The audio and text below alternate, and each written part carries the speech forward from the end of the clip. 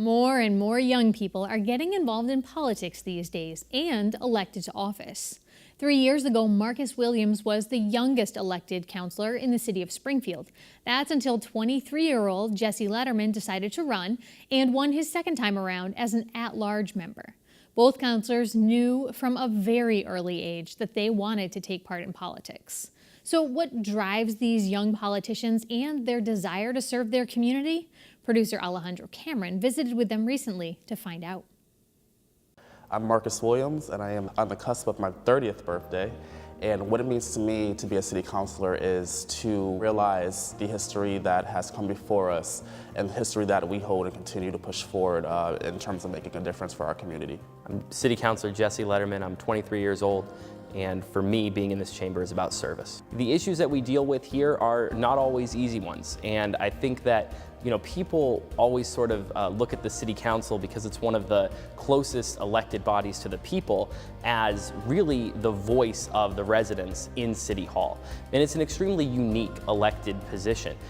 It's an opportunity to take a big picture look at the issues that impact our communities, our neighborhoods, our neighbors. And I think especially for myself, and I think for Councilor Williams as well, being individuals who grew up in the city of Springfield, who were born here, we are able to bring a really unique perspective as young people, young professionals, and former activists. I definitely think that when you decide to run for office, you have to take the reins a little bit. And sometimes I think youth is a source of discomfort for some folks, in terms of running, because I know from my personal experience, when I did decide, when I had my group, my core that was set and we were ready to go, I met some folks on the doors who asked me my age constantly and then questioned whether I had the aptitude to run for local office. And of course I felt that I did, and that's why I decided to do so.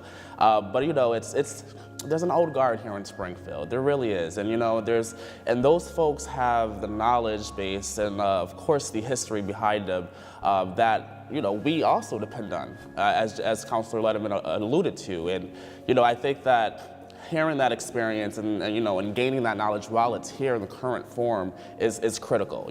We can't do our jobs effectively if we don't know what came before us. Proteus Fund is where I'm employed, based in Amherst, Massachusetts, actually. It's a large nonprofit organization with national and international reach in terms of promoting social justice through donor collaboratives as well as fiscally sponsored projects. I also work full-time. I work for the University of Massachusetts at Amherst, and I help run the Springfield office for the University Without Walls, which is a program that works with adult, non-traditional students. It's especially interesting for us as younger counselors being involved. In addition to this, obviously, we're building our careers in our what some people would call our full-time position. I consider this to be a full-time position as well, and I certainly treat it as such. We're also, handling our families. I think that I bring an interesting perspective, right? So having grown up on the corner of Bay and Clarendon, the McKnight neighborhood and Mason Square is actually one of the more diverse areas of the city. And what's interesting is it's a good microcosm of Springfield. So you have many different groups that are living in that area. You have many different levels of income, and I think I got to see a lot of perspectives, including my own. One piece of legislation that I am still in the process of putting forward and trying to pass is the Chief Diversity Officer Ordinance. And this is an issue near and dear to my heart because, well, for one, I am a municipal employee. And second, I want to make sure that the future generations that have the opportunity to apply for city jobs, right here in this building and outside of it,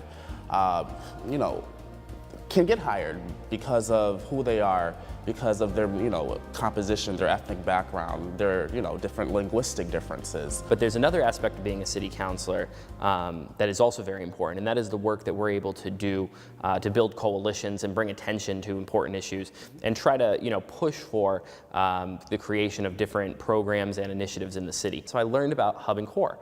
And Hub and Core is a program that we are now one of a few cities in the world trying to push this model. And what the model does is it says, how do we work together with the community to identify individuals who are at risk of either committing a crime or becoming the victim of a crime by nature of circumstance, using identifiable risk patterns.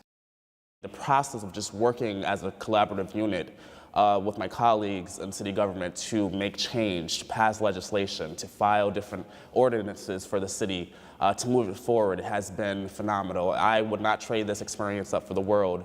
It's certainly been one of the highlights of my life thus far. For me, I think being a city councilor is about being an advocate. It's an incredibly humbling experience to, have the honor of being selected by, my community, my neighbors, to come here, to sit in this chamber, and to legislate on their behalf.